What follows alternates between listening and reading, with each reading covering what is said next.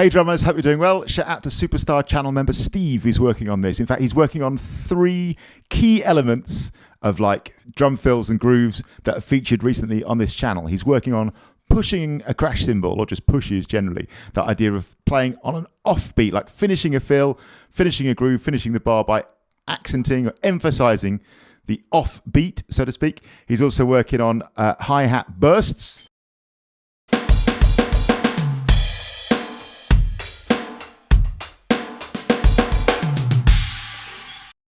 That kind of business, as featured in a recent video. And he's also working on bursts, right? So when you're doing your single stroke rolls, the idea of, in this case, as faster, twice as fast, single stroke rolls, doubling up. So he was like, cool, I've worked on this stuff. Let's do something. Let's make something that contains these 3 elements. I was like, yeah, let's do it. So this is just something we came up with. It's a little drum fill moment. It lasts for 1 bar and it goes like this.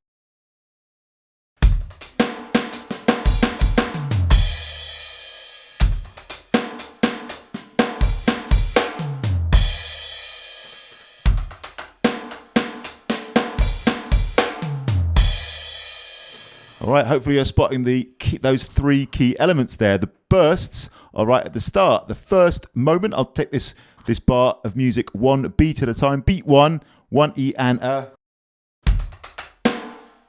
1 E and A. So it's a bit like a 16th note feel here. 1 E and A.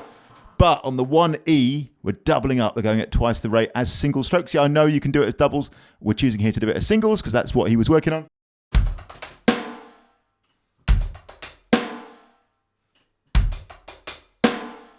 Nice accent on the on the snare drum there at the end. Beat 2 is just 2 E and A. And there the E, with the left stick, we're playing on the snare loud. The we're playing soft, like a ghosted note. So 2 E and A. So the first half of this bar goes 1 E and A, 2 E and A. I'll do it again. And again, here it comes. 1 E and A, 2 E and A. 4 and again. 1 E and A, 2 E and A. You're going too fast. People cry. Here we go, slower. 1 E and A, 2 E and A. Beat 3 is where the burst or the bark or the hi-hat choke moment comes in. 3 E and A. Again, single stroke roll, left stick up on the hi-hat. We're opening up that hi-hat as we're striking it with the left stick and hitting the bass drum. And beat 4 is where the push comes in. Beat 4 is where the push comes in. 4 E and A. So we're accenting here or crashing on the last 16th of the bar. The offbeat 16th, you might say, of the it's a push. So first half of this bar goes again slower, and the second half, beats 3 and 4, go again,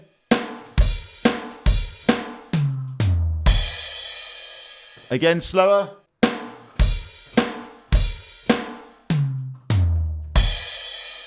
I'm going to play the whole bar nice and slow. I'm going to work it up. Here we go.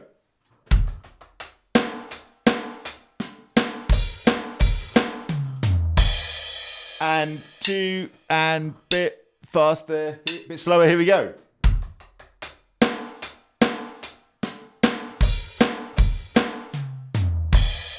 And 2 and bit slower still,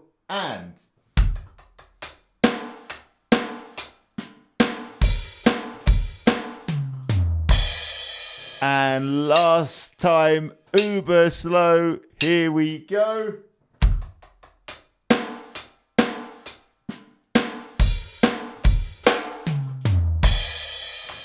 Okay, I'll add a bar of groove in between.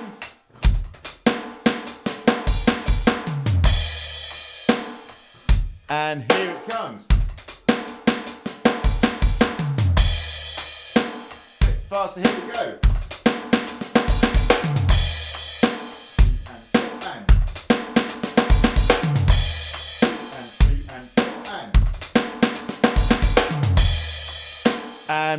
2, slower again.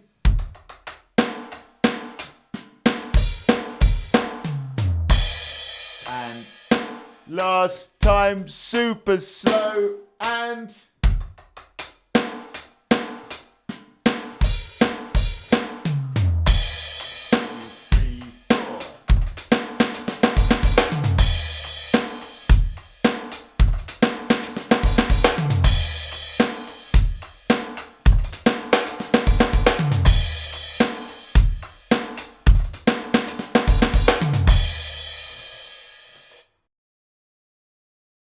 So I hope that makes a bit of sense. Like I say, this is for drummers who are working on those key elements. This is the sort of drum fill you'd see like if in the grade series, in the second half of the grades, let's say, I would say like between 5 and 8. It's got a lot of elements going on. So if you've been playing the drums for 2 weeks or 2 months, this is not the drum fill for you. But if you're at that point, you're building your skill, you've been going for a little while, getting sharper, feeling like this is within range, go for it. Those 3 lovely elements again. You've got the push on the crash cymbal at the end. You've got the hi-hat bursts, and you've got the singles, the hi-hat bursts or barks. I tend to call them barks or chokes because bursts is also the name of another element that we're using here, the single stroke roll burst, as in going twice as fast with singles.